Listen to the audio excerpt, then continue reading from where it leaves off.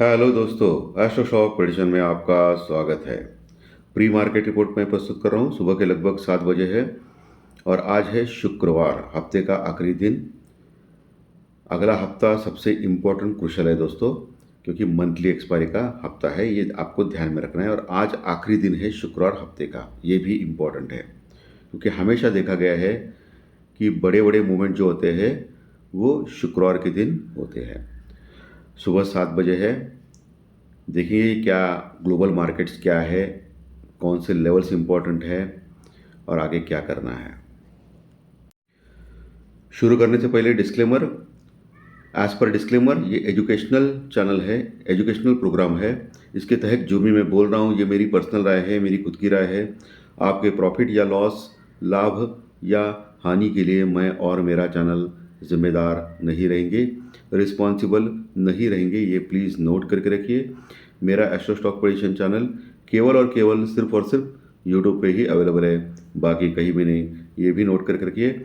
और किसी भी इन्वेस्टमेंट या ट्रेडिंग के पहले शेयर मार्केट में आप किसी अच्छे फाइनेंशियल एडवाइजर से कंसल्ट कर सकते हो, एडवाइस ले सकते हो, ताकि आपको लॉस ना हो। चलिए दोस्तों शुरू करेंगे। दोस्तों, कल रात में अमेरिकन मार्केट ज़बरदस्त डाउन हो गया। एक समय तो 700-800 पॉइंट नीचे था दोस्तों, लेकिन वहाँ से 600-700 पॉइंट सॉरी, लेकिन वहाँ से अच्छा खासा कवर हो गया।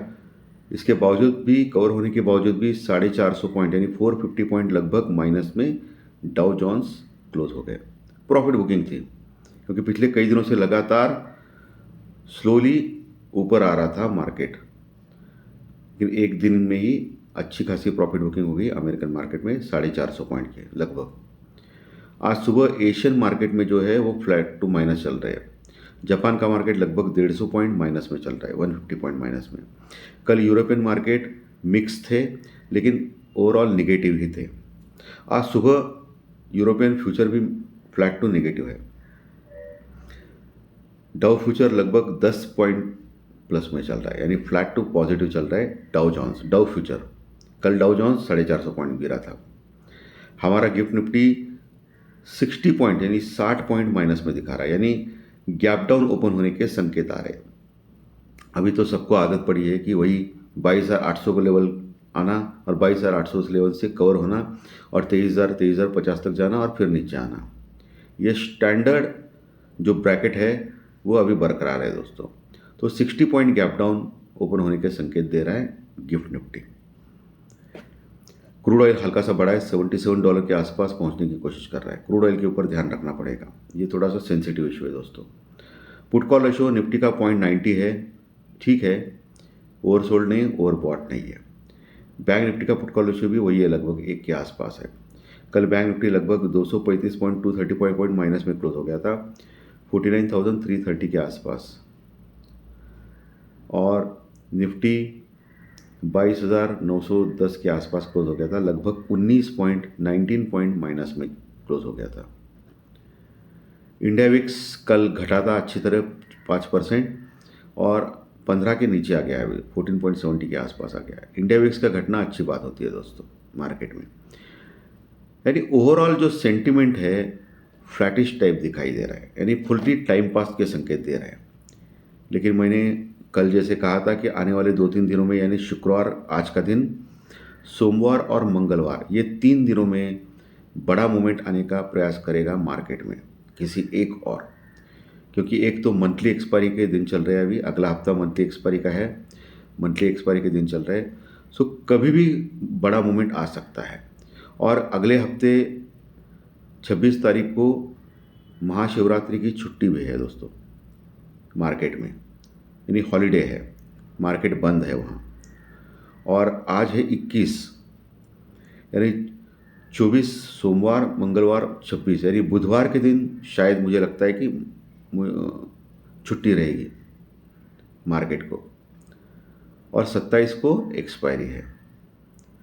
तो मंगलवार तक, सोमवार और मंगलवार आज का दिन, ये बहुत ही अहम होंगे मार्केट के लिए। गुरुवार एक्सपायरी के दिन तो क्या, एक दिन क्लोज होने के बाद हम लोग ओपन हो जाएंगे, तो उस समय भी एक बड़ा मूवमेंट आ सकता है। तो इसका मतलब आने वाले 2-3 दिन में एक बड़े मूवमेंट की हम लोग अपेक्षा कर सकते हैं, किसी एक और। सो बने रहिए, डटे रहिए, ओके।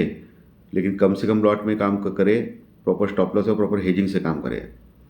आंख बंद करके कुछ मत कीजिए, क्योंकि मार्केट में बड़े मूवमेंट आने के बाद लॉस बहुत हो सकता है, क्योंकि एक दायरे में फंस चुका है मार्केट, एक छोटे दायरे में बहुत दिनों से चल रहा है। स्टॉक्स अगर देखें तो पीएसयू बैंक स्टॉक्स थोड़े से ठीक लग रहे हैं, इंटरेस्टिंग लग रहे हैं दोस्तों। Punjab national bank, PNB, bank of Baroda, SBI जैसे स्टॉक्स जो है वो नीचे नहीं गिर रहे, यानी स्ट्रांग लग रहे हैं। कोई बाइंग या सेलिंग की कोई रिकमेंडेशन मेरी ओर से नहीं है, मैं क्लियर बोल रहा हूँ। सिर्फ इंटरेस्टिंग स्टॉक्स कौन से इतने ही बोल रहा हूँ मैं।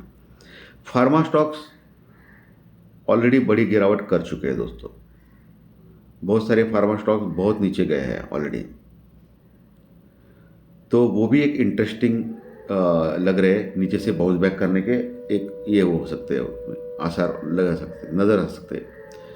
सो ये भी इंटरेस्टिंग स्टॉक्स है, फार्मा के स्टॉक्स। एफएमसीजी स्टॉक्स भी लगातार गिर रहे हैं, आईटी के स्टॉक्स भी लगातार गिर रहे हैं, यानी मार्केट में सिर्फ बैंकिंग के स्टॉक्स में थोड़ी जान है बस, वो भी सिलेक्टिव बैंकिंग स्टॉक्स में।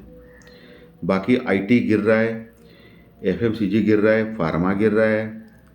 मेटल के स्टॉक्स थोड़े स्ट्रांग है दोस्तों, आप देख सकते हो टाटा स्टील, जेएसडब्ल्यू स्टील जैसे स्टॉक्स वो अच्छे स्ट्रांग है, निचले स्तर पे बाउंस बैक उन्होंने अच्छा किया है और आगे बढ़ रहे हैं दोस्तों। ये एक स्ट्रांग स्टॉक, ये स्ट्रांग सेक्टर हो सकता है, ओके। तो इसके ऊपर भी आप नज़र रख सकते हो, ये सेक्टर एक अच्छा चल सकता है।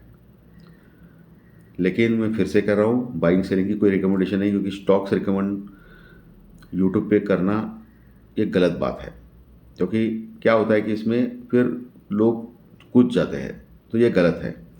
सो जो भी करना है आपके फाइनेंशियल एडवाइजर से कंसल्ट करके करना है। लेवल्स, सपोर्ट, रेजिस्टेंस के ऊपर आते हैं हम लोग। लेवल्स, निफ्टी नीचे का लेवल वही है 22,800 820 का लेवल एक स्ट्रॉन्ग सपोर्ट का लेवल है, बार बार वहाँ जाता है, वहाँ से बाउंस बैक करता है। 22,800 के अगर नीचे जाता है निफ्टी तो फिर 22,700 750 ये एक इम्पोर्टेंट बहुत बड़ा सपोर्ट है।